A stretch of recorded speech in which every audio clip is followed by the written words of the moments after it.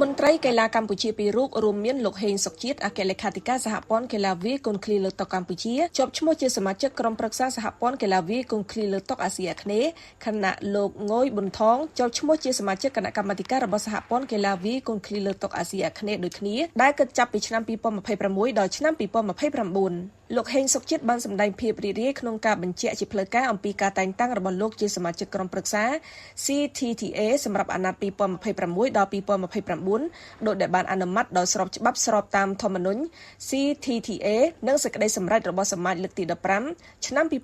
2025លោកអគ្គលេខាធិការសហព័ន្ធកីឡាវាយកូនឃ្លីលើតុកម្ពុជាបានបន្តថាការតែងតាំងទាំងនេះមានប្រសិទ្ធភាពភ្លាមៗហើយនឹងនៅតែមានសុពលភាពរហូតដល់ការបញ្ចប់សមាជលើកទី17របស់ CTTA ក្នុងនាមជាសមាជិកក្រុមប្រឹក្សា CTTA អ្នកត្រូវបានប្រកបភារកិច្ចនិងកាតព្វកិច្ចដែលតាក់ទងនឹងតួនាទីនេះរួមទាំងការរួមចំណែកដល់អភិបាលកិច្ចការអភិវឌ្ឍនិងការលើកកម្ពស់កីឡាវាយកូនឃ្លីលើតុនៅក្នុងតំបន់អាស៊ីអាគ្នេយ៍និងការថែរក្សាគោលការណ៍ភាពសុចរិតនិងគោលបំណងរបស់ CTTA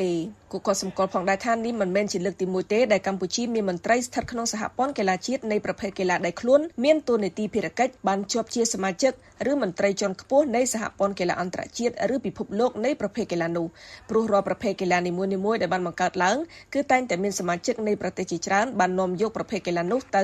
ដើម្បីបញ្ជ្រាបការយល់ដឹងនិងលេងកីឡានោះជាសកលដូច្នេះប្រទេសអ្នកនាំយកទៅនោះនឹងក្លាយជាសមាជិកស្របច្បាប់ផ្លូវការផងដែរ